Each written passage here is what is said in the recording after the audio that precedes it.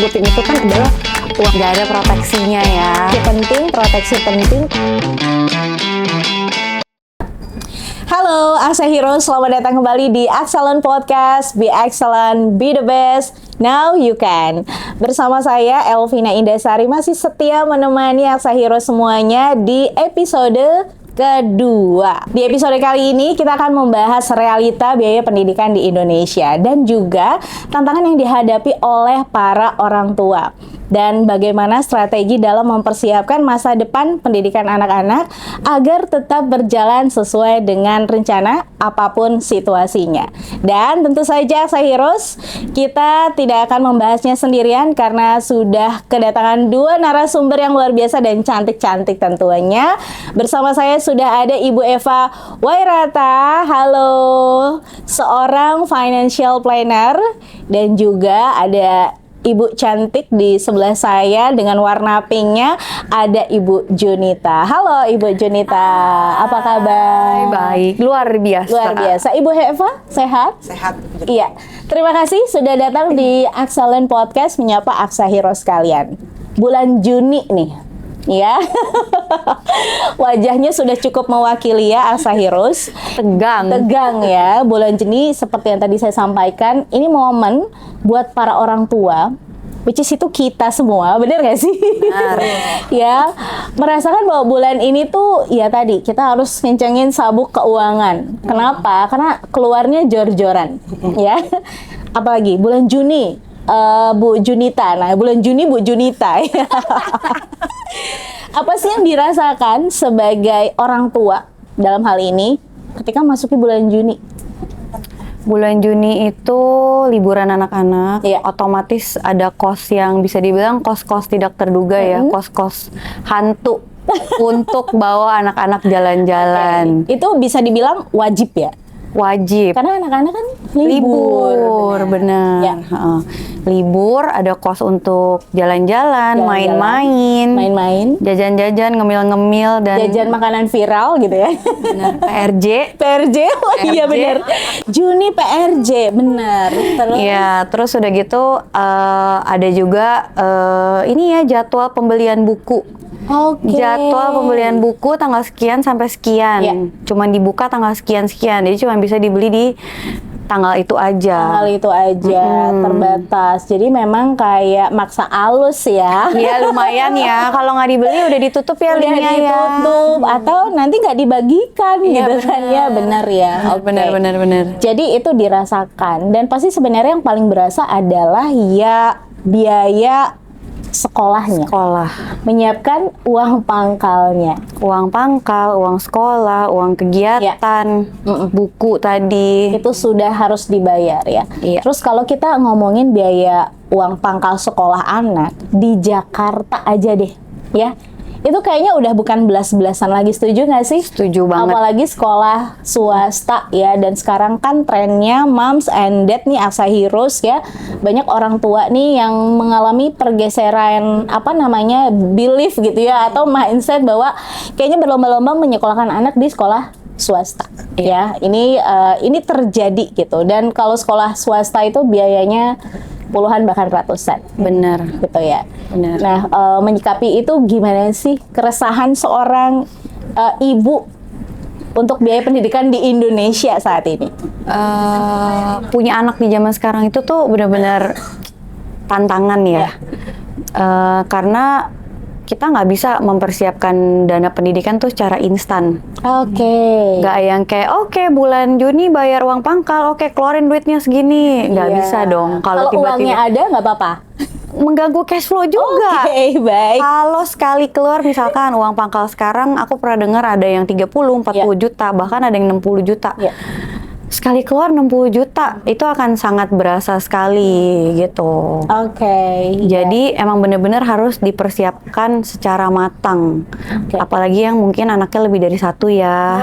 Benar banget Aksa Heroes. Anaknya Ya. lebih dari satu dan jenjang pendidikannya beda-beda. Karena setiap jenjang itu kan pasti uang pangkal dan uang sekolahnya pasti ada kenaikan. Ada kenaikan. Dan juga Aksa Heroes ini apalagi kalau punya anaknya tuh usianya ngepas banget ya. Yang 3 tahun. tiga. Iya, jadi kakaknya masuk SMP atau kakaknya masuk SMA, adiknya masuk SMP. Ya. Mantap. Wah, itu double. Itu berasa banget Kalau gitu tidak ya. dipersiapkan secara matang dan maksudnya ditabung dari usia-usia sekian, itu kayak kalau untuk sekali keluar segitu banyak tuh kayak benar-benar menggoncang keuangan keluarga. Menggoncang keuangan ya, itu berasa banget ya. Oke Bu Junita, Bu Eva gimana nih ngelihat fenomena bahwa yang tadi dibilang Ibu Junita adalah zaman sekarang tuh nggak bisa ya instan, atau orang tua yang punya prinsip anak itu pasti punya rezekinya. Setuju ya? Benar-benar. Benar Setuju sih. ya, anak itu Setuju. punya rezekinya gitu ya. Anaknya 2 pas banget 3 tahun, kakaknya SMA, adiknya SMP. Ternyata oke, kalau mengganggu cash flow artinya uangnya ada. Ya. Ada. Tapi gimana kalau banyak realita yang dihadapi, uangnya belum cukup atau bahkan nggak ada, sementara kita tetap punya kewajiban memberikan yang terbaik, apalagi fasilitas pendidikan. Gimana nih Bu Eva? Ya, jadi sebenarnya kalau ngomongin pendidikan tuh ya, aku sebenarnya sering berkaca sama Raditya Dika. Oh, Dia itu Raditya kan Dika. dulu bahkan sebelum nikah dia udah bikin persiapan buat dana pendidikan buat anaknya dari sebelum menikah.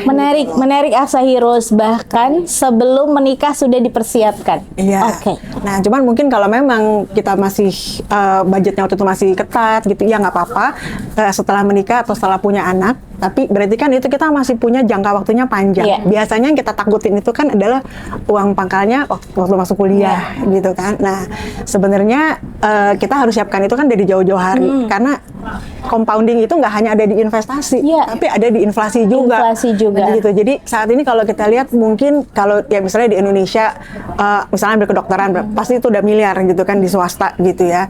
Apalagi nanti 18 tahun lagi gitu kan. Oke.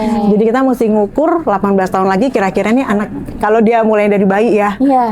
dia akan biaya pendidikannya berapa, terus kita tarik kembali ke sini, kita harus hitung, terus profil risiko kita seperti apa nih, Wow. agresif apa enggak gitu, Iya, karena bener. kita sama-sama nih misalnya tujuannya sekian, punya 18 tahun, tapi yang satu agresif, yang satu konservatif nih, Iya. pasti PR-nya si konservatif akan perlu lebih banyak lagi Lebih setiap banyak bulan lagi, gitu kan, iya. itu yang kita perlu siapin dari jauh-jauh hari benar-benar.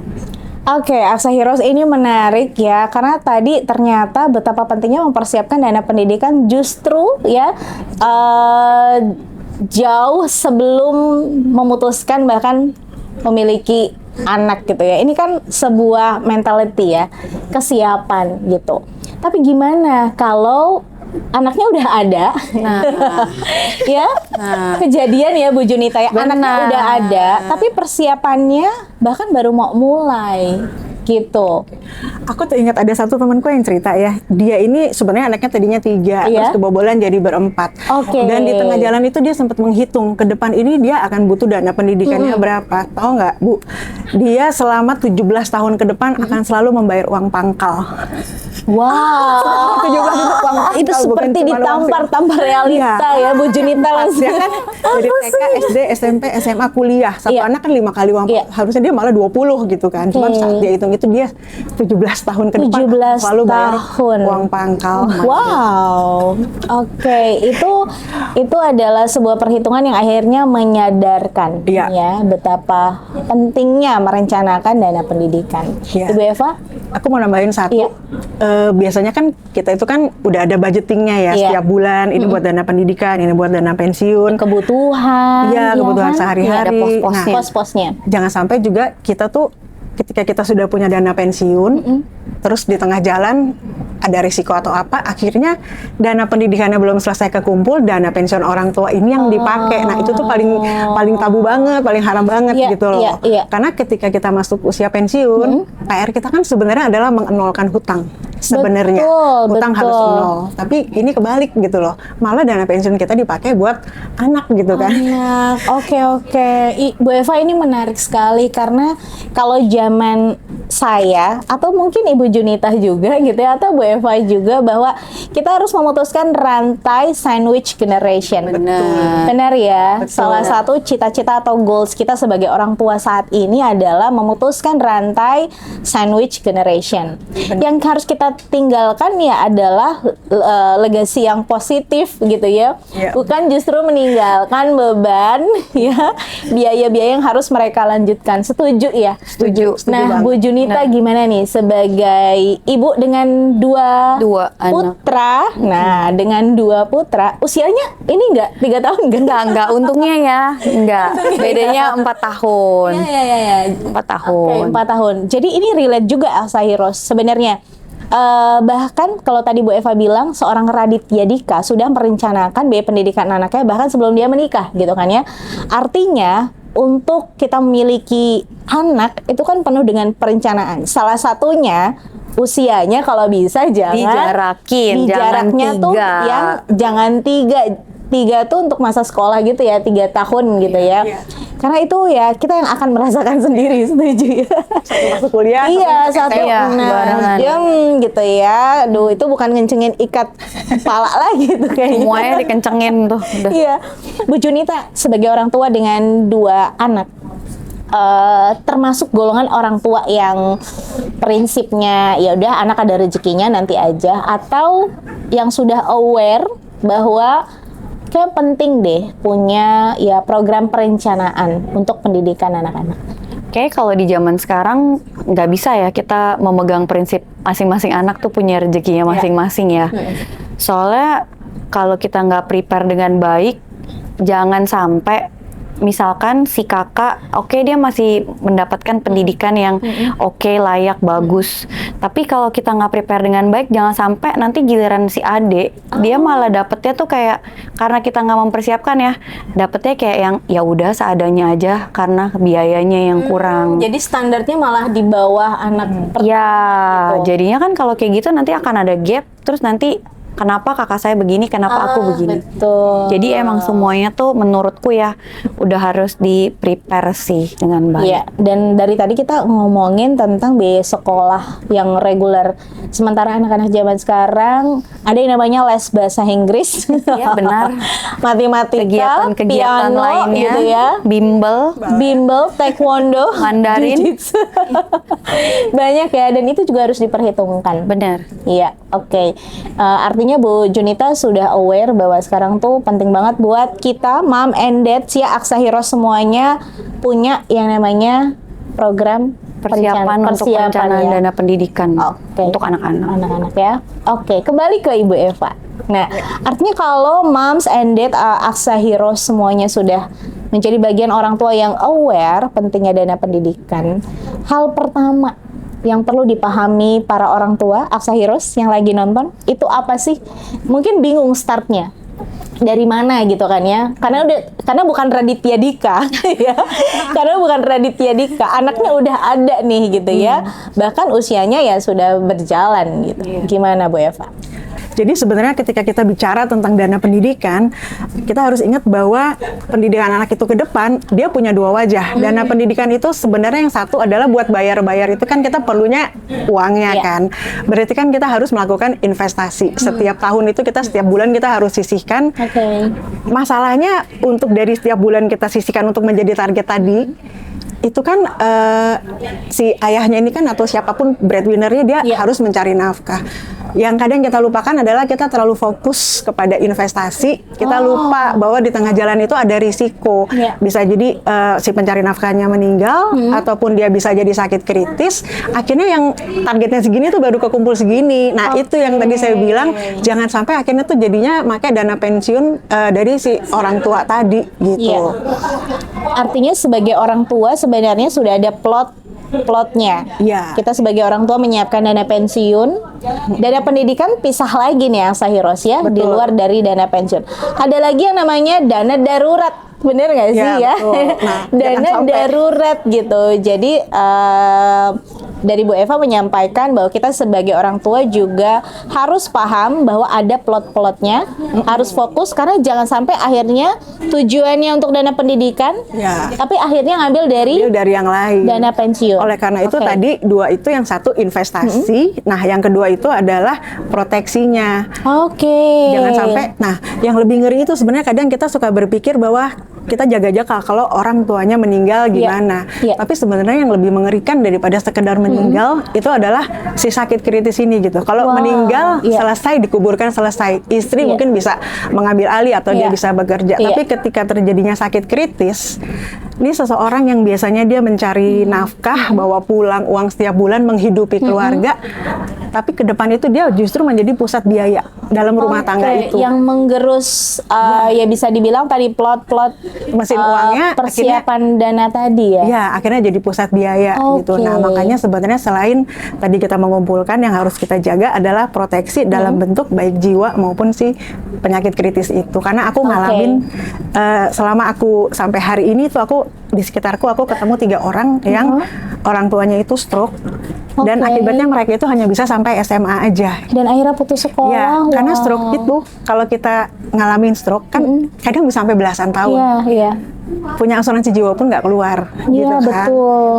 Betul. Ya, makanya itu proteksi tadi mesti jalan, investasi harus berdampingan dengan si proteksi tadi. Gitu. Oke, ini insight yang luar biasa, Elsa Heroes. Jadi 2 hal yang penting yang saya ambil dari Bu Eva tadi untuk mempersiapkan dana pendidikan ya, kita juga harus mempersiapkan investasi gitu ya, karena tadi untuk mengakali biaya pendidikan yang naik terus gitu ya, inflasi jadi dan ya, compounding. investasi ini bisa jadi salah satu instrumen gitu ya yang bisa menopang dan membantu untuk dana pendidikannya tidak tergerus tadi ya dengan inflasi dan lainnya.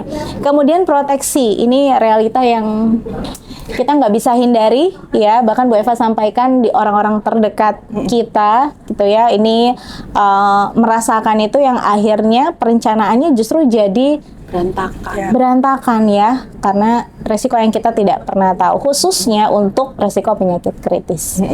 Oke, baik Bu Eva, terima kasih sharingnya. Saya kembali ke Ibu Junita. Nah, setuju nggak sih kalau tadi Ibu Eva menyampaikan sebagai orang tua, Setuju investasi dan juga asuransi dan proteksi ya. Iya, dan proteksi. Karena tadi sebenarnya aku juga mau nambahin, kadang kita tuh udah ngumpulin untuk sebagian besar keluarga ya di Indonesia. Kita udah ngumpulin uang, nih kayaknya bulan sekian harus waktunya si ini bayar uang sekolah, bayar uang Iya. pangkal. Tapi tiba-tiba apalagi namanya anak kecil ya, anak-anak ada aja nih tiba-tiba dia sakit, ya, kena virus, ya, masuk rumah sakit. Iya. Dan sekarang seperti yang kita tahu biaya rumah sakit juga nggak murah ya. benar banget, ya, ya, ya. Karena aku juga baru ngerasain di Maret lalu anakku masuk rumah sakit kena infeksi bakteri itu 28 juta. Wow, infeksi bakteri 28 juta. Tapi Itu udah ada proteksi dong. udah dong. Oke. Ya dibayangin aja kalau misalkan nggak ada proteksinya ya. Jadi mungkin semestinya uang yang harusnya bisa untuk dana pendidikannya mereka, kebutuhannya mereka harusnya kepake. Iya, jadi kepake untuk hal yang kita nggak pernah rencanakan dan pasti orang tua nggak pernah mau kan Bener. sebenarnya ya. Iya, bener. Oke, 28 juta udah lumayan tuh bisa buat bayar pangkal sekolah anak gitu Bener. kan ya. Bener banget. Iya. Ya, ya itu adalah realita yang siapapun bisa hadapi, bisa rasakan. Ya, oke. Artinya Ibu Junita adalah orang tua yang sudah aware bahwa sebagai orang tua penting punya investasi dan juga proteksi. Jadi harus berjalan berdampingan sih. Iya, Bu Eva, pertanyaan menarik ya. Proteksi, investasi. Ini kalau Aksa Heroes ada yang tanya sebenarnya nih mana sih yang kalau mau didahulukan nih? Ini kalau dari point of view seorang financial planner, karena gitu kan ya. Oke, ini ngomongin dana pendidikan. Jadi mana yang harus didahulukan? Nah, kira-kira insight yang bisa dibagikan sama Aksa Heroes. Jadi yang pasti sebenarnya kalau bisa, jadi premi itu kan sebenarnya kita bisa mulai dari angka kecil ya. Iya. Kebanyakan orang itu menunda proteksi bukan karena dia nggak mampu. Sebenarnya sih duitnya ada. Ada. Atau mungkin dia terlalu mengutamakan lifestyle bisa jadi sehingga dia nggak mengutamakan. Sebenarnya kalau diatur lagi budgetnya sebenarnya bisa. Jadi sebaiknya si proteksi ini tetap berjalan. Tapi memang sebenarnya yang akan kita pakai bayar itu kan nanti sebenarnya si investasi ini gitu Iya. sebenarnya ya. Jadi investasinya juga harus, jangan sampai orang hanya beli proteksi Terus kalau nggak meninggal mau bayarnya pakai apa? Gitu. Oke. Jadi ini bukan opsi pilihan mana yang lebih penting. Pokoknya dua-duanya. Dua-duanya ya. Dua-duanya. Dua-duanya ya Aksa Heroes ya. Jadi sama pentingnya karena masing-masing punya peran tadi ya. Masing-masing. Betul. Atau kalau misalnya ada produk yang memang kan ada nih kayak term life ya. Kadang orang juga pakai term life Iya. gitu ya, yang angus tapi dia memang terpisah. Tapi kalau memang ada yang mau sekaligus, terus nanti misalnya 15 tahun kemudian cair nih misalnya 1 miliar. Nah, itu juga boleh-boleh aja gitu. Jadi sekaligus di usianya nanti dia akan masuk kuliah duitnya cair, tapi kalau resiko terjadi di tengah-tengah juga UP-nya cair. Jadi apapun terjadi duitnya ada gitu. Itu juga bisa. Wah, itu menarik sekali ya. Itu menarik. Jadi ternyata ada gitu ya. Maksudnya bisa dibilang sebuah solusi untuk para moms and dad ya dalam perencanaan pendidikan atau yang lagi mikir-mikir nih kira-kira apa gitu kan ya. Jadi sebenarnya ada satu instrumen atau produk yang tadi ya sudah include untuk perencanaan pendidikan, tapi ada proteksinya juga. Ya, jadi misalnya kita udah pikir kita mau nanti nih 18 tahun lagi atau 15 tahun lagi kita butuhnya tuh misalnya 2 miliar. Ya udah kita siapin aja, pokoknya ada risiko atau nggak ada risiko, ya udah nanti 2 miliarnya akan cair. Cuman jangan sampai mepet banget nih. Misalnya tadi anak ini lulus SMA misalnya 18 tahun. Terus abis itu kita bikin dia juga sampai 18 tahun juga gitu misalnya. Jangan, karena kan sebenarnya 1 tahun sebelum dia duit ini mau dipakai, kalau mereka yang investasi di tempat lain ya, di tempat beresiko, itu udah harus dipulangin dulu. Jangan taruh di tempat-tempat yang beresiko lagi. Gitu. Karena kalau enggak bisa aja nih misalnya masih ditaruh di boncos terus hari ini kayak gini gitu kan. Bayarnya gimana gitu kalau tiba-tiba investasinya rugi gitu. Jadi setahun sebelum jatuh tempo udah harus diamanin dulu. Udah harus diamankan. Jadi ditaruh di tempat yang amankah atau gimana tuh, Bu? Iya, jadi taruh aja dulu di kayak misalnya kita mau taruh di mau di reksadana pasar uang gitu, boleh-boleh aja gitu. Yang pasti jangan ditaruh di tempat yang Beresiko tinggi. Tapi begitu udah mau dipakai lagi boncos-boncosnya kepaksa dijual, sayang. Ngomongin risiko, artinya ketika memutuskan tadi kita mau berinvestasi dan berasuransi, kita harus memahami profil risiko kita. Betul. Betul ya. Oke, Bu Junita gimana? Pasti memiliki produk asuransi, itu kan kita harus tahu profil resikonya kita ya. Oke, Bu Junita ngomongin resiko gitu, artinya kita sebagai orang tua, Aksa Heroes ya, ketika memutuskan untuk berinvestasi dan punya asuransi harus paham profil resikonya. Karena profil resiko saya bisa berbeda dengan Ibu Junita dan juga dengan Ibu Eva gitu kan ya. Nah, jadi ngomongin resiko sebenarnya, apakah Bu Junita tipe orang tua yang cari aman aja deh, nabung aja deh gitu ya, atau yang so-so deposito ya, atau di pasar uang, atau bahkan yang orang tua yang agresif langsung di saham gitu ya, atau mana lagi kripto? Kayaknya kalau misalkan dulu mungkin lebih agresif ya, cuman kalau sekarang kan kayak kita harus lebih hati-hati sih. Oh, in this economy ya.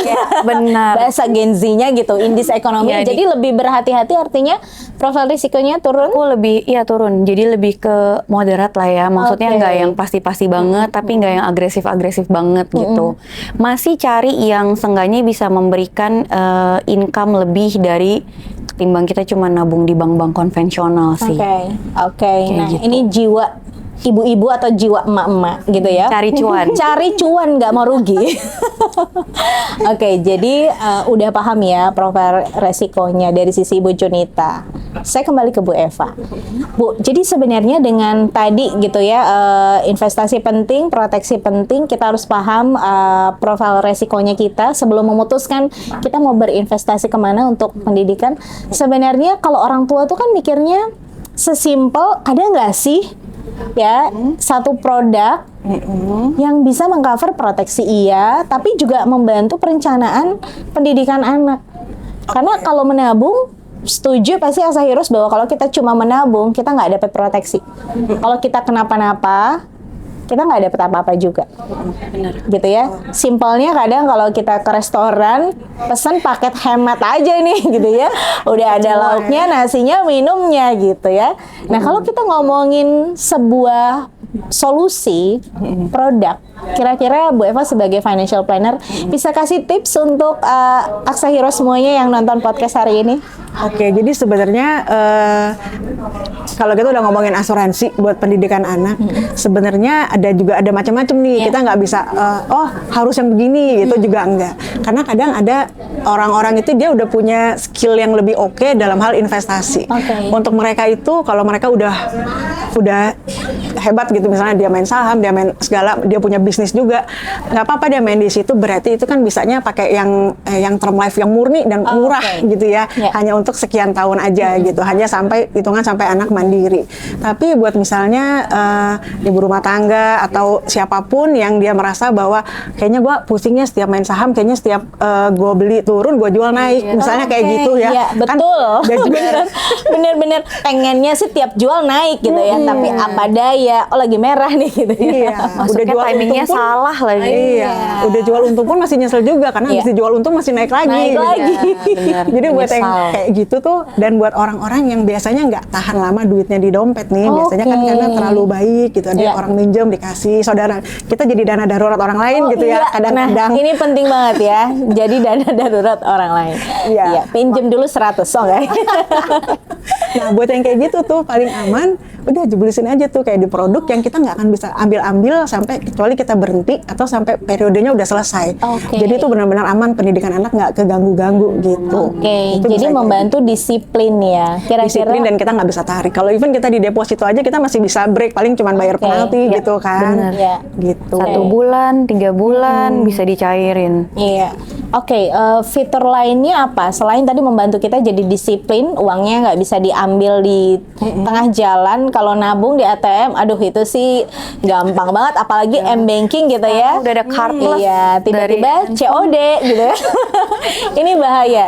Yang aku suka nih, kebetulan di AXA tuh ada produknya ya. Jadi kita bayar tuh cuma kayak 3 kali, 5 kali, tergantung sama kemampuan kita tadi gitu ya. Jadi ada jangka waktunya ya. Ya, sebenarnya makin cepat selesai ya akan lebih murah. Selesai kita sisihin di situ, kita bisa fokus buat ke pensiun kita gitu kan. Nah, yang enaknya itu kan kita sering nih denger ya kalau orang nabungnya di PAID atau di unit link, risiko investasi ditanggung siapa? Iya, ditanggung penumpang ya gitu. Nah, kalau di produk yang ini nih, dia kan udah dikunci gitu bahwa pasti akan jadi nih misalnya 2 miliarnya.